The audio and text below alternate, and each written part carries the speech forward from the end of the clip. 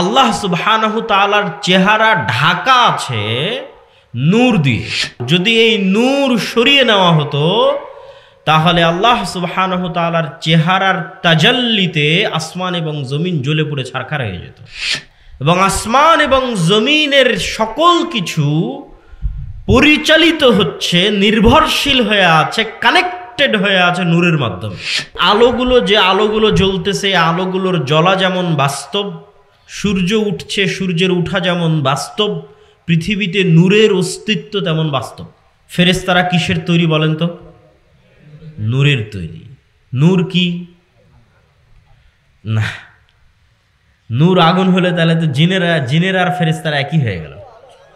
আলো, সুন্দর। এবং আরো স্পষ্ট করে বলা যায় যে অন কাইন্ড অফ আলো, এক প্রকারের আলো। কেননা আমরা যেই প্রকারের আলো দেখি এই আলো নয়। নূরের আলো ভিন্ন আলো, যা চোখে দেখা যায় না। আর জিনেরা তৈরি হয়েছে কি থেকে? আগুন থেকে। তো আগুনেরও আলো আছে আর নূরেরও আলো আছে। তো আমরা প্রথমে বুঝবো নূর একটা অস্তিত্বশীল বাস্তব বিষয়। এটা কোনো কাল্পনিক বিষয় নয় যে মুহাম্মদ সাল্লাল্লাহু আলাইহি ওয়াসাল্লাম বললেন, কোরআনে আসলো, আমি বললাম, তাই আমরা কল্পনা করছি, এটা না।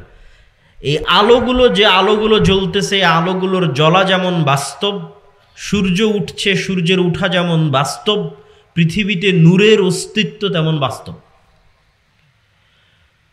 তো নূরের অস্তিত্ব বাস্তব, তার দুই একটা কথা শোনেন। রাসূলুল্লাহ সাল্লাল্লাহু আলাইহি ওয়াসাল্লাম দোয়া করছেন যে আল্লাহুম্মা জাআল ফি কলবি নূরা, হে আল্লাহ আমার অন্তরে নূর তৈরি করে দেন।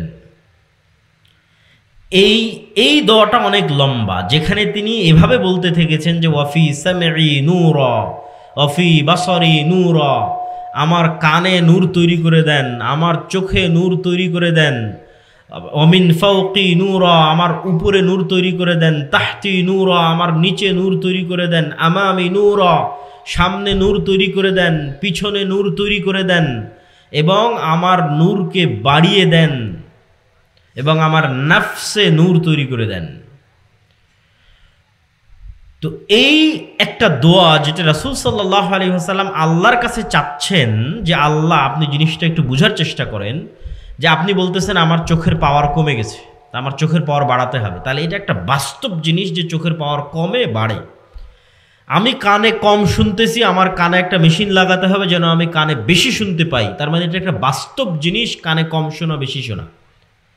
ঠিক ওই লেভেলে রাসূল সাল্লাল্লাহু আলাইহি ওয়াসাল্লাম বলতেছে আমার চোখে নূর লাগবে, আমার কানে নূর লাগবে, আমার অন্তরে নূর লাগবে। ঠিক আমরা খাবারের মাধ্যমে ভিটামিন সংগ্রহ করি, এটা যেমন বাস্তব, আমরা খাবারের মাধ্যমে শক্তি সংগ্রহ করি, এটা যেমন বাস্তব, অন্তরে নূর তৈরি হওয়া তেমন বাস্তব। কানে এবং চোখে নূর তৈরি হওয়া তেমন বাস্তব। নূর একটা জিনিস, অস্তিত্বশীল জিনিস যা তৈরি হয়। ঠিক কানে এবং চোখে যেমন পাওয়ার তৈরি হচ্ছে, চশমা লাগাচ্ছেন পাওয়ার তৈরি করার জন্য, বাস্তব। এই রকম বাস্তব এবং সত্য নূর। রাসূলুল্লাহ সাল্লাল্লাহু আলাইহি ওয়াসাল্লাম আর এক হাদিসে বলছেন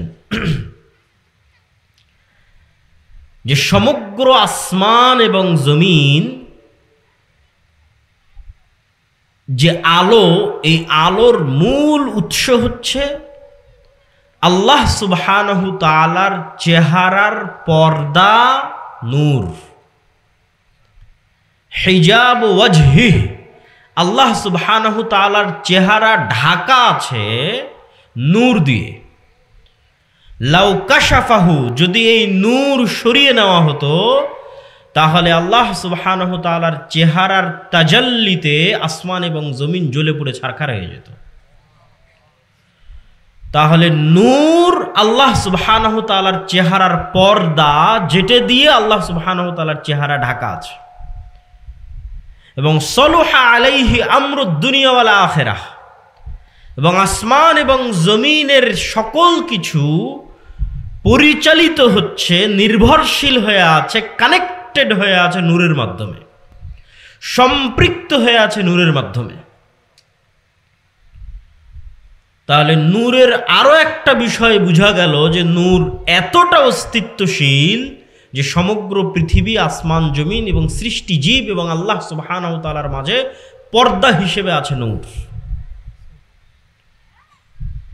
এবং কোরআনের বহু আয়াতে আল্লাহ সুবহানাহু ওয়া তাআলা, যেগুলো বিস্তারিত আজকে আয়াত ধরে ধরে আপনাদের সামনে পড়ছি না, কিন্তু আমার যে বই সামনে আসতেছে সেই বইয়ে সেগুলো সব আয়াত উল্লেখ করা আছে, যেখানে আল্লাহ সুবহানাহু ওয়া তাআলা কোরআনকে নূর বলছেন, যেখানে আল্লাহ সুবহানাহু ওয়া তাআলা তার ওয়াহী, তার কিতাবকে নূর বলছেন, তার দ্বীনকে নূর বলছেন। যে আল্লাহ সুবহানাহু ওয়া তাআলার নূরকে যারা নিভাতে চায় তারা কখনোই আল্লাহ সুবহানাহু ওয়া তাআলার নূরকে নিভাতে পারবে না।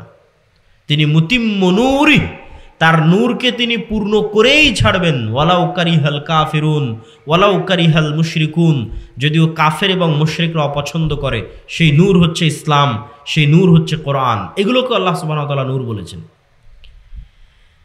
এবার নূর যখন আপনি বুঝলেন যে নূর একটা বাস্তব জিনিস, এখন আরেকটু আমরা গভীরে আরো অনুভব করি যে নূর যদি এত বাস্তব হয় তো চোখে দেখা যায় না কেন, বিজ্ঞান ধরতে পারে না কেন, সায়েন্স অ্যান্ড টেকনোলজিতে বের করা যায় না কেন যে নূর আছে পৃথিবীতে। নূর আমার অন্তরে তৈরি হচ্ছে, আমার অন্তরে নূর নাই, অন্তর মারা গেছে।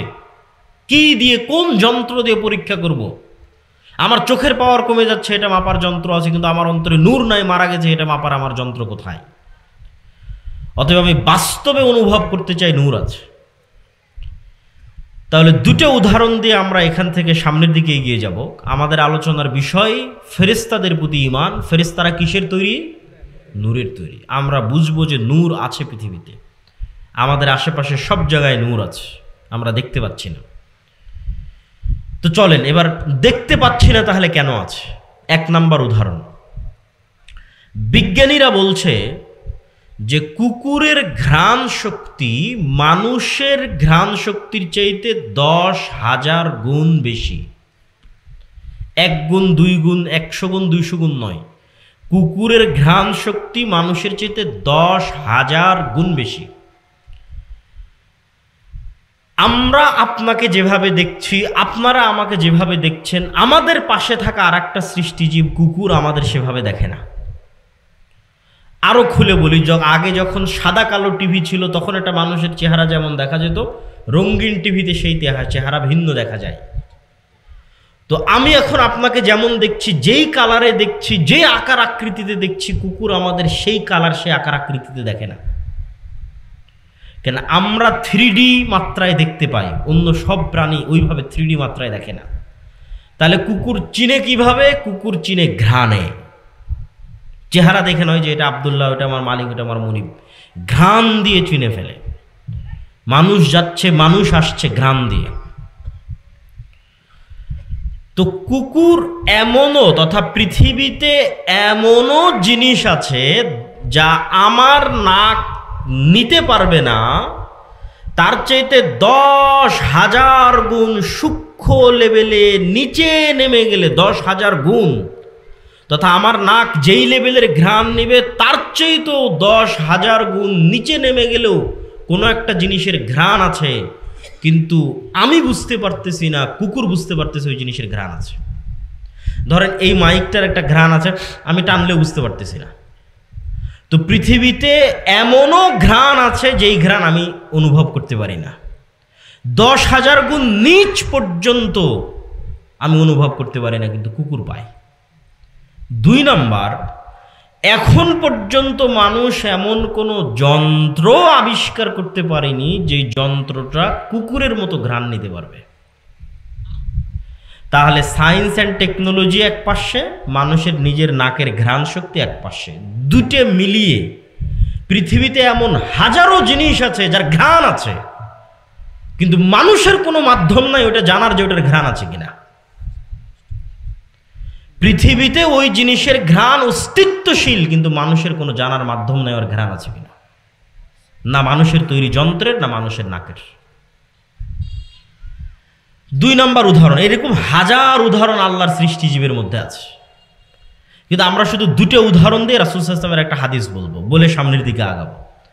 2 নম্বর উদাহরণ হচ্ছে মানুষ যেই লেভেলের শুনে তার চাইতে সূক্ষ্ম লেভেলে, কয়েক শতগুণ সূক্ষ্ম লেভেলে হাতি শুনতে পায়।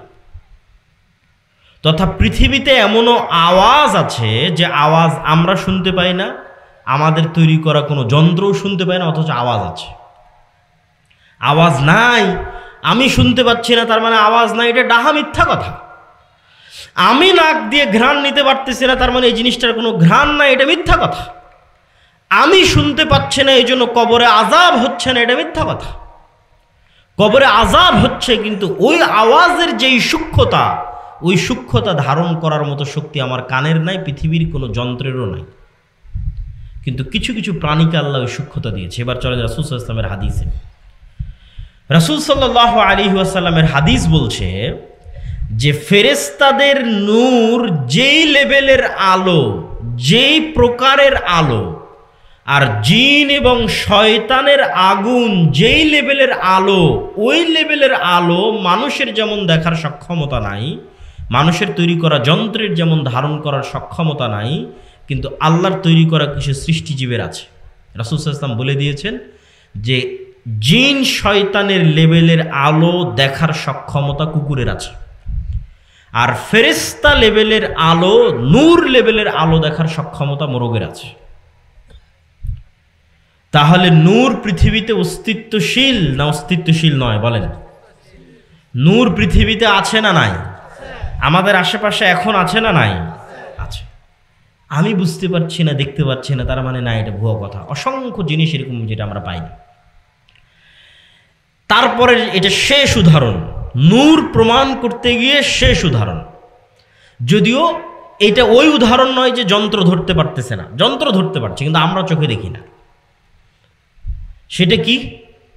সেটা হচ্ছে আপনি রিমোট দিয়ে এসি অন করতেছেন, ওই রিমোট থেকে একটা আলো বের হয়ে এসিতে গিয়ে লাগতেছে, আলো দিয়ে এসি অন হচ্ছে, আলোতে এসি অফ হচ্ছে। ওই আলো আপনি দেখেন না, কিন্তু যন্ত্র ওই আলো ধারণ করে, আলোর ওয়েভ। আমার বক্তব্য লাইভ চলতেছে, এটা আলোর মাধ্যমে যাচ্ছে। আমেরিকায় বসে আলোর ওয়েভের মধ্যে দেখতে পাচ্ছে আমেরিকায় বসে আমার বক্তব্যের লাইভ, এবং আমার আওয়াজ আলোর ওয়েভের মধ্যে দিয়ে মোবাইলে আমেরিকা এবং লন্ডনে চলে যাচ্ছে সাথে সাথে।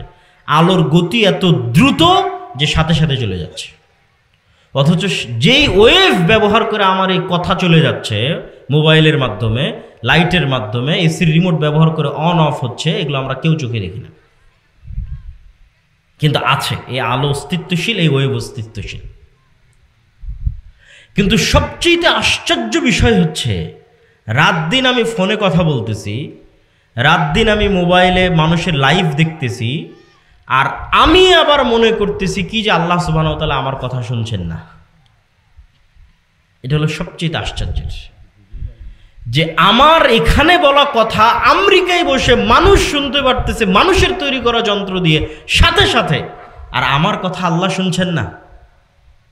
অথচ যে ওয়েভ ব্যবহার করে মানুষ শুনতেছে, এই আলোর মধ্যে এই ওয়েভ, এই কথা ধারণ করার ক্ষমতা কে দিয়েছে? আল্লাহ দিয়েছে। এই জন্য আল্লাহকে বলা হয়েছে বাদিউস সামাওয়াতি ওয়াল আরজ। আল্লাহ সুবহানাহু ওয়া তাআলা শূন্য থেকে সৃষ্টি করেন, মানুষ বাদি' নয়। মানুষ কোনো কিছুই শূন্য থেকে তৈরি করতে পারে না, আগে থেকেই আল্লাহ রেখেছেন মানুষ ব্যবহার করে। ব্যবহার করা জানতো না। আল্লাহ সুবহানাহু ওয়া তাআলা যদি ন্যূনতম ভারসাম্য এদিক ওদিক করে দেন, তাহলে মানুষ আর ব্যবহার করতে পারবে না। তথা আলোর ওয়েভের মধ্যে ভারসাম্য ন্যূনতম পরিবর্তন হয়ে গেলে আমার আওয়াজও যাবে না, লাইভও হবে না, কথাও শোনা যাবে না, বিমানও উঠতে পারবে না যদি আমাদের উপরের যে আবহাওয়ার স্তর আছে সেটার মধ্যে কোনো পরিবর্তন হয়। যাক, এই পয়েন্টের শেষের দিকে চলে এসেছি। তাহলে নূর অস্তিত্বশীল। আল্লাহ হচ্ছেন নূরুস সামাওয়াতি ওয়াল আরজ, আসমান এবং জমিনের নূর, এবং নূর থেকেই সৃষ্টি হচ্ছে ফেরেশতা। আর ফেরেশতার উপর ঈমান মানে কেমন লেভেলের ঈমান? এবার আসেন রাসূল সাল্লাল্লাহু আলাইহি ওয়াসাল্লামের যুগের কিছু উদাহরণ। রাসূল সাল্লাল্লাহু আলাইহি ওয়াসাল্লামের যুগের কিছু উদাহরণ। এক ব্যক্তি এক রাস্তা দিয়ে অতিক্রম করতেছে, সে মেঘ থেকে আওয়াজ শুনল যে উমুকের জমিতে পানি বর্ষণ করো। সহিহ হাদিস। মেঘ সেখানে চলে গেল, বৃষ্টি বর্ষণ হলো। ওই বৃষ্টি এবং পানির নালা ধরে সেই ব্যক্তি এগিয়ে গিয়ে ওই ব্যক্তিকে জিজ্ঞেস করছে, ভাই তোমার নাম কি? তো সে যে নাম বলছে ওই নাম সে মেঘে শুনেছে। 2 নম্বর হাদিস, রাসূলুল্লাহ সাল্লাল্লাহু আলাইহি ওয়াসাল্লাম খন্দকের যুদ্ধ শেষ করে ঘরে ঢুকেছেন এবং গোসল করেছেন। আয়েশা রাদিয়াল্লাহু তাআলা আনহা বলছেন, তো জিবরাইল এসে রাসূল সাল্লাল্লাহু আলাইহি ওয়াসাল্লামকে বলছে যে আপনি অস্ত্র রেখে দিয়েছেন, আমরা অস্ত্র রাখিনি। কেন? তোমরা কেন অস্ত্র রাখনি? তো বলে, খন্দকের যুদ্ধের সময় মদিনার মধ্যে অবস্থান করা বানু কোরাইজা, বানু কায়নুকা, বানু নাজির 3টা ইহুদি গোত্র আল্লাহর নবীর সাথে গাদ্দারি করেছে। এদেরকে মদিনা থেকে বের করে দিতে হবে, শাস্তি দিতে হবে, এই জন্য আমরা অস্ত্র রাখিনি। আপনি এবং আপনার সাহাবীরা অস্ত্র নিয়ে রওনা দেন। এবার আনাস রাদিয়াল্লাহু তাআলা আনহু বলছে, আল্লাহর নবীর নির্দেশে আমরা পুনরায় বানু কোরাইজা, বানু কায়নুকা, বানু নাজির গোত্রের দিকে রওনা দেওয়া শুরু করলাম। তো আমরা দেখছি আমাদের পৌঁছার আগেই ইহুদি গোত্রের অলিগলিতে ধুলা উঠতেছে। তো কিসের ধুলা? আমাদের আগেই জিব্রাইলের বাহিনী, ঘোড় সওয়ার জিব্রাইলের বাহিনী সেখানে পৌঁছে যাওয়ায় জিব্রাইলের বাহিনীর পদাঘাতে ধুলা উঠতেছে। বলেন আল্লাহু আকবার। আনাস রাদিয়াল্লাহু তাআলা আনহু বলতেছে, উহুদের যুদ্ধে হানজালা রাদিয়াল্লাহু তাআলা আনহু নামে একজন সাহাবী মারা গেছে, শহীদ হয়েছে। তিনি বাসর ঘর থেকে বের হয়ে গিয়ে শহীদ হয়েছেন। তার স্ত্রীর দেওয়া সংবাদের কারণে সাহাবীরা চাচ্ছে তাকে গোসল দিবে। রাসূল সাল্লাল্লাহু আলাইহি ওয়াসাল্লাম বলছেন, তাগসিলুহুল মালায়েকা, হানজালাকে গোসল দেওয়ার দরকার নাই, ফেরেশতারা অলরেডি তাকে গোসল দিয়ে দিয়েছে। বদরের যুদ্ধে আব্দুর রহমান বিন আউফ রাদিয়াল্লাহু তাআলা আনহু বলছেন যে আমার 2 পাশে 2 জন ব্যক্তি ঘোড়ায় যুদ্ধ করতেছে, সাদা কাপড় পরিধান করে, যাদেরকে মদিনাতে আমি আগে কোনোদিন দেখিনি, পরে কোনোদিন দেখিনি। রাসূল সাল্লাল্লাহু আলাইহি ওয়াসাল্লাম কি গিয়ে যখন এই ঘটনা আল্লাহর নবী বললেন, তারা 2 জন ছিল জিবরাইল এবং মিকাইল। আমি যতগুলো হাদিস বলছি সব সহিহ হাদিস, বেশিরভাগই বুখারী মুসলিমের হাদিস।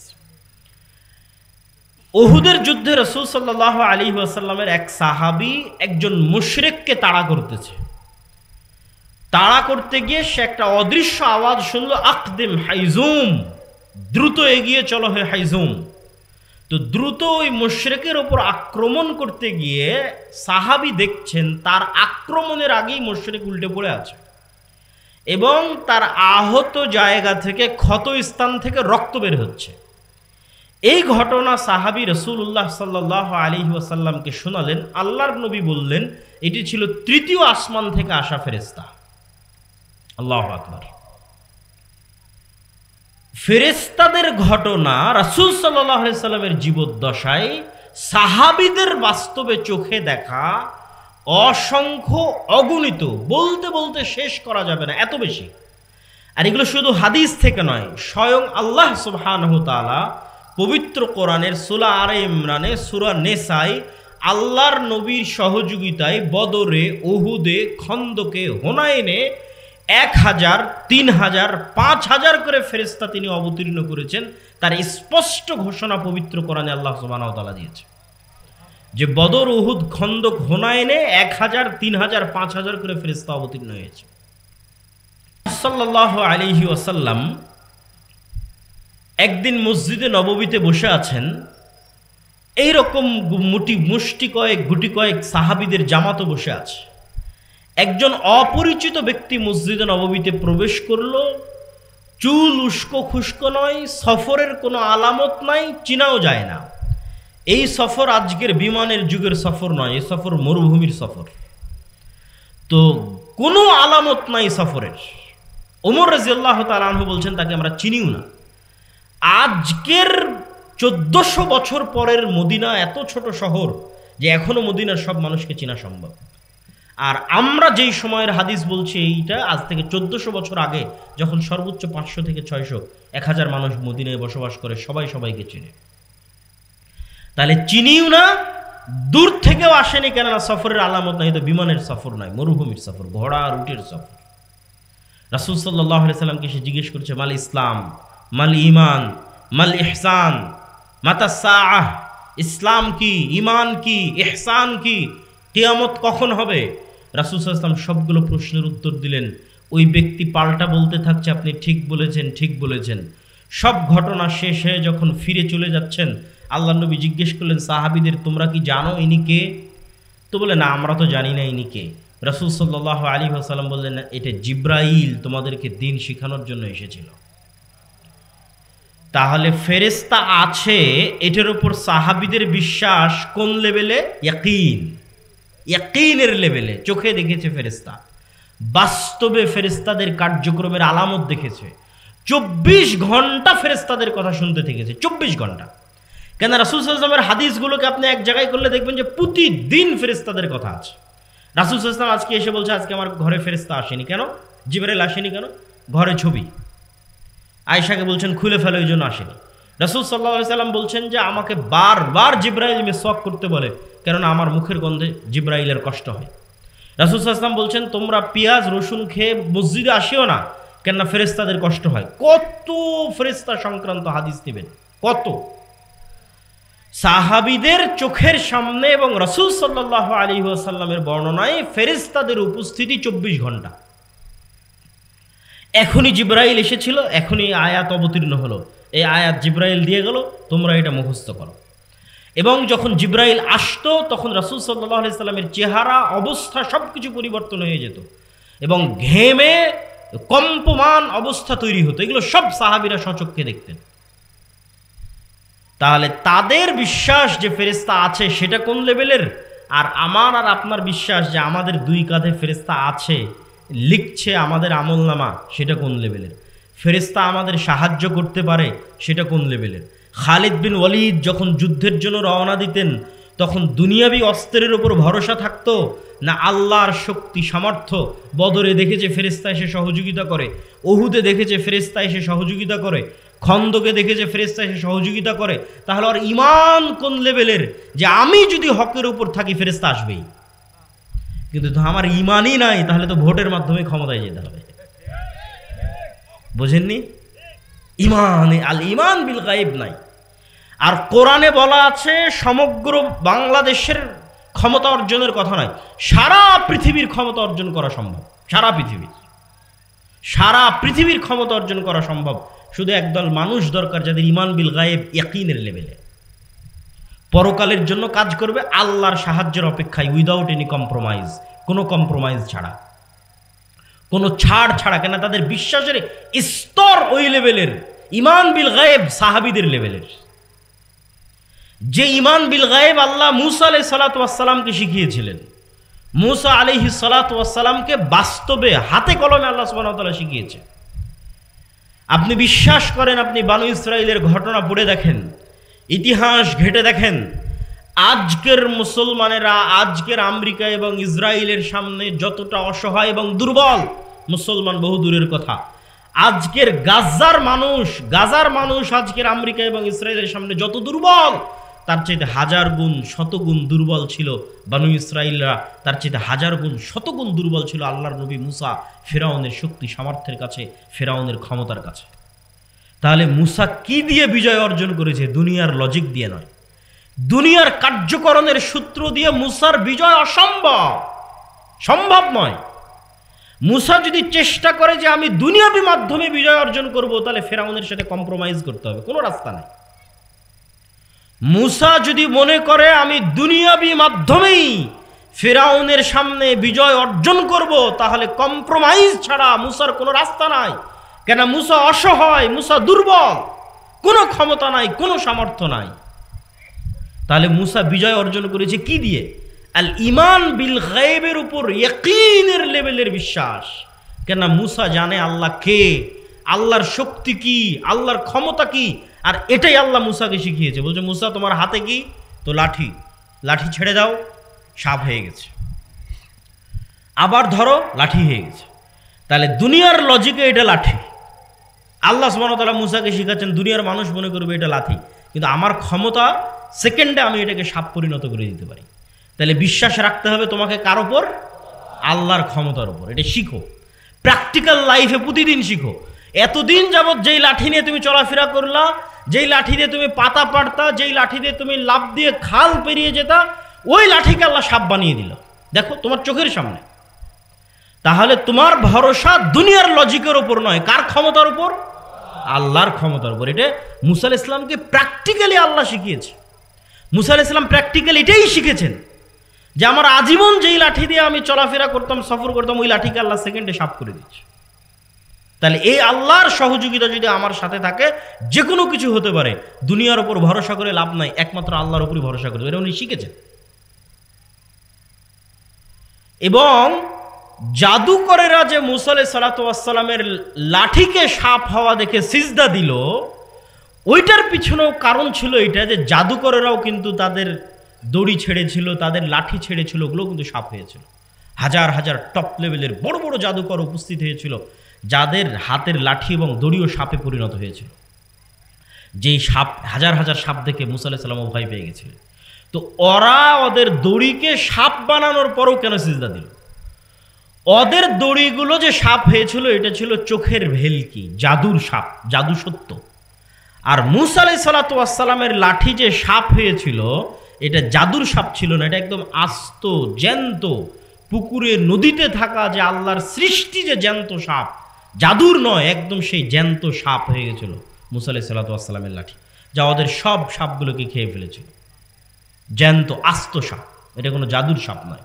তখন ওরা বুঝে গেছে এটা তো জাদু নয়, তো মহান আল্লাহর শক্তি, তখন সিজদা করেছে। তো মুসা আলাইহিস সালাতু ওয়াস সালামের এই লেভেলের ইয়াকিন ছিল আল্লাহর শক্তি এবং ক্ষমতার উপর, ফলত মুসা আলাইহিস সালামকে ফেরাউনের সাথে কোনোদিন কম্প্রোমাইজ করেছে? করে। মুসা আলাইহিস সালাতু ওয়াস সালাম এইটা জানতেন না যে তাকে বাঁচানোর জন্য আল্লাহ সমুদ্রের রাস্তা তৈরি করে দিবেন, কিন্তু এই ইয়াকিন ছিল যে আল্লাহ কিছু না কিছু করবেন। তো আল্লাহ সুবহানাহু ওয়া তাআলা সমুদ্রের রাস্তা তৈরি করে দিয়েছে। তো মুসলমানদের ওই লেভেলের ইয়াকিন নাই। মুসলমানেরা মনে করে নিয়েছে যে বস্তুবাদী সবকিছু, সেকুলারিজমই সবকিছু, অতএব কম্প্রোমাইজ করে আমাদেরকে ক্ষমতায় যেতে হবে।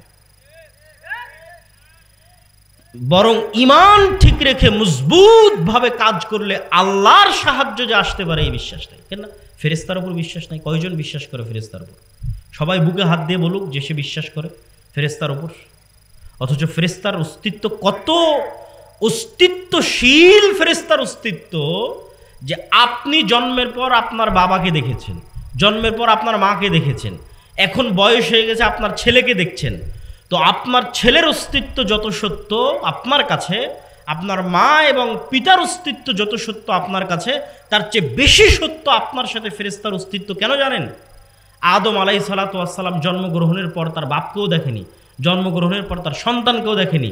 আদম আলাইহিস সালাতু ওয়াস সালাম সৃষ্টির পর তার স্ত্রীকেও দেখেনি। আদম আলাইহিস সালাতু ওয়াস সালাম সৃষ্টির পর সর্বপ্রথম ভিন্ন জগতের দুইটা প্রাণীকে দেখেছে, একটা জিন আর একটা ফেরেশতা। তা আমরা তো আদমেরই সন্তান, আমি মনে বুঝাতে পারলাম না। তাহলে মানুষ দুনিয়াতে আলিফ লাম মিম যালিকাল কিতাবু লা রাইবা ফীহি হুদাল লিল মুত্তাকিন আল্লাযীনা ইউমিনুনা বিল গায়ব। আমি আল্লাহ এই কিতাব অবতীর্ণ করছি, যে কিতাবের মধ্যে সন্দেহের বিন্দুমাত্র অবকাশ নেই, আর এই কিতাব মুত্তাকিদের জন্য পথ প্রদর্শনকারী, হেদায়েতের আলোকবর্তিকা, হেদায়েতের মাধ্যম। আর মুত্তাকি তারাই যাদের এক নাম্বার গুণ ইউমিনুনা বিল গায়ব, তারা গায়েবে বিশ্বাস রাখে। গায়েব শব্দের অর্থ হচ্ছে অদৃশ্য, যা চোখে দেখা যায় না। তাহলে ঈমান বিল গায়েব শব্দের অর্থ হচ্ছে এমন কিছুর উপর বিশ্বাস স্থাপন করা যা পৃথিবীর কোনো মাধ্যমে দেখা সম্ভব নয়, না চোখে দেখা সম্ভব, না সায়েন্স অ্যান্ড টেকনোলজি দিয়ে দেখা সম্ভব। হ্যাঁ, অনুভব করা যেতে পারে, ফিল করা যেতে পারে, আন্ডারস্ট্যান্ড বুঝা যেতে পারে, চিন্তা এবং গবেষণা এবং ফিকির করে বুঝা যেতে পারে, কিন্তু সরাসরি দেখা সম্ভব নয়। ঈমান বিল গায়ব, অদৃশ্যের উপর বিশ্বাস। অদৃশ্যের উপর বিশ্বাস কেন জরুরি? বর্তমান বাংলাদেশে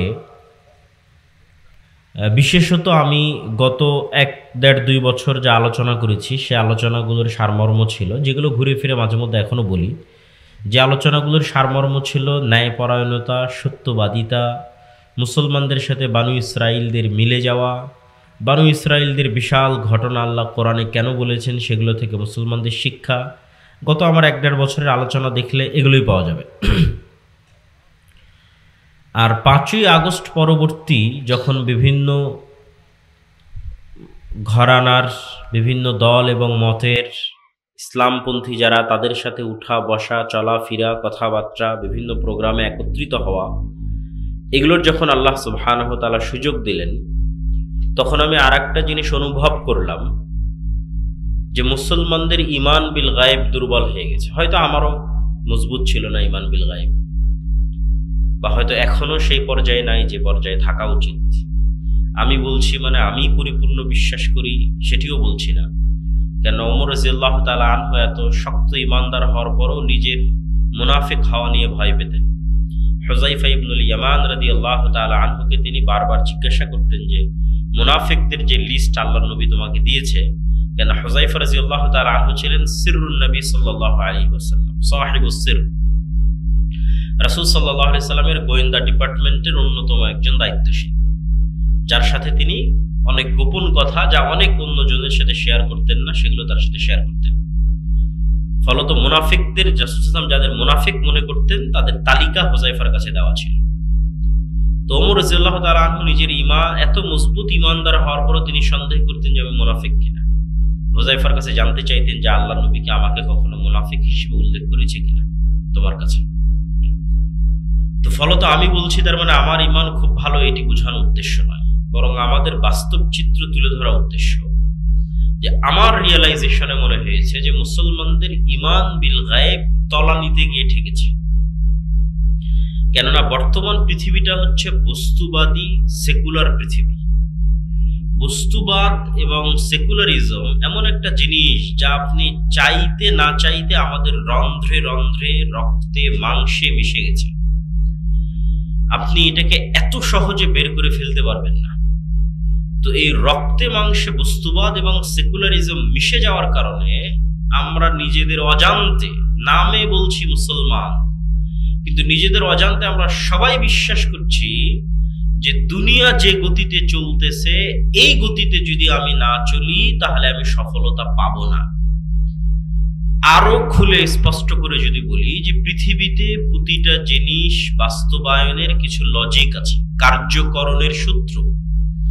যেমন আপনি এই মাইকটা ঠিক করে দিলেন, আমি মাইক দিয়ে কথা বলতেছি, আওয়াজ হচ্ছে, সবাই জানে কোথায় চাপ দিলে মাইক অন হবে আর কিভাবে কথা বলতে হবে। ক্যামেরাগুলো চলতেছে, মোবাইলগুলো চলতেছে, সবগুলো নিজ নিজ ফাংশন অনুযায়ী কাজ করতেছে। এগুলোর কার্যকরণের যেমন সূত্র আছে, সেটাকে যেমন আমরা ফলো করছি, পৃথিবীতে আমাদের বাস্তব জীবনে আল্লাহর দেওয়া এরকম অসংখ্য কার্যকরণের সূত্র আছে দুনিয়াবি। তো বস্তুবাদ এবং সেকুলারিজম আমাদেরকে এটা মনে করতে বাধ্য করেছে যে দুনিয়াবি এই সূত্রগুলোই একমাত্র রাস্তা সফলতার। এবার আরো বাস্তব উদাহরণে চলে যায়। ইসলামী দলগুলো মনে করছে যে দুনিয়াবি রাস্তা অনুযায়ী, দুনিয়াবি লজিক অনুযায়ী ভোট ছাড়া, গণতন্ত্র ছাড়া ইসলাম প্রতিষ্ঠার, ক্ষমতায় যাওয়ার আর কোনো রাস্তা নাই। কেন সে এই সামারাইজটা করে ফেলতেছে? আমার মনে হয়েছে, আমি ভুল হতে পারি, যে ঈমান বিল গায়বে বিশ্বাস দুর্বল হওয়ার কারণে। এটা আমার অ্যানালাইসিস। কেন আমার কাছে মনে হয়েছে যে আমারও নিজের ঈমান বিল গায়বে বিশ্বাস দুর্বল। এই জন্য ঈমান বিল গায়বের আলোচনার প্রয়োজন আছে। আমরা মুখে সবাই বলছি আমানতু বিল্লাহি ওয়া মালাইকাতিহি ওয়া কুতুবিহি ওয়া রাসূলিহি, আমরা ঈমান আনি আল্লাহর উপর, ঈমান আনি ফেরেশতার উপর, ঈমান আনি পরকালের উপর, কিন্তু বাস্তবে ইন রিয়েল লাইফ, প্রকৃত অর্থে আমরা আল্লাহকে চিনি না, আল্লাহর শক্তি সম্পর্কে জানি না, আল্লাহর উপর বিশ্বাস রাখি না, ফেরেশতাদেরকে চিনি না, ফেরেশতাদেরকে জানি না, ফেরেশতাদের উপর বিশ্বাস রাখি না, পরকাল বুঝি না, পরকালের উপর বিশ্বাস রাখি না। এবং আমি যখন আপনার সামনে একটা দুটো করে উদাহরণ দিয়ে তুলে ধরবো, তখন আপনি অনুভব করবেন যে হ্যাঁ, কথা সত্য, আমাদের ঈমান বিল গায়ব নাই।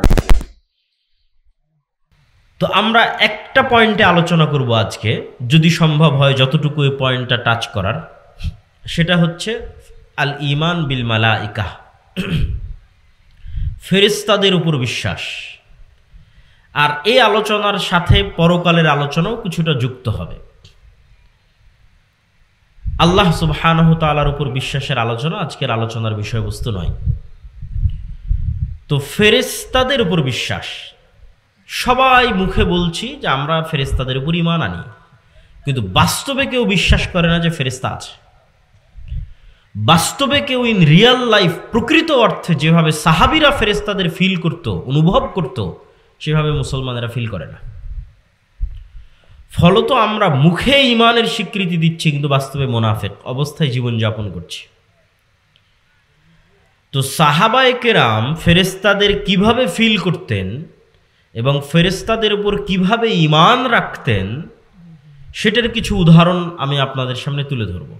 তার আগে ওই যে আয়াতগুলো তেলাওয়াত করছিলাম সূরা বাকারার, ওই আয়াতগুলোর ধারাবাহিকতায় শেষে আল্লাহ বলেছেন ওয়াবিল আখিরাতি হুম ইউকিনুন, আর মুত্তাকি তারা যারা পরকালের উপর ইয়াকিন রাখে। ইয়াকিন কি আর ঈমান কি? ইয়াকিন হচ্ছে, ধরেন আমরা সকলেই বিশ্বাস করি যে আগুন জ্বালিয়ে দিবে, আর একজন মানুষ আগুনে তার হাত জ্বলে গেছে। তো আমাদের ঈমান আছে যে আগুন জ্বালিয়ে দিবে, আর যার নিজের হাত আগুনে জ্বলে গেছে ওর ইয়াকিন অর্জন হয়েছে যে আগুন জ্বালিয়ে দেয়। আজ থেকে 50-60 বছর আগে যখন ভিডিও অডিও ছিল না, তখনও মানুষ বিশ্বাস করত মক্কা আছে, কাবা আছে, গল্পে শুনতো, অন্তরে কল্পনা করতো যে কাবা এরকম, মক্কা এরকম। তাহলে তার ঈমান আছে মক্কা এবং কাবার উপর। আরেকজন পানি জাহাজ দিয়ে হজ করে মক্কা এবং কাবা দেখে এসেছে, ওর ইয়াকিন আছে মক্কা এবং কাবার উপর। তো আল্লাহ সুবহানাহু ওয়া তাআলা বলছেন গায়েবের বিষয়গুলোর উপর তোমাদের ইয়াকিন দরকার। দেখোনি, কিন্তু বিশ্বাস এমন যেন দেখেছো। বিশ্বাস এমন পর্যায়ের যেন তোমরা পরকাল দেখে এসেছো, কবরের আযাব দেখে এসেছো, জান্নাত এবং জাহান্নাম দেখে এসেছো। এবং গায়েবের উপর বিশ্বাসের মজবুতির উপরই মুসলমানদের সফলতা নির্ভর করে। কার কোন স্তরের গায়েবের উপর ইয়াকিন আছে, সেই স্তরের মাধ্যমেই মুসলমানদের শক্তি, সফলতা নির্ভর করে। তো আমরা আজকে ঈমান বিল গায়েবের একটা অংশের আলোচনা করব, আল ঈমান বিল মালাইকা।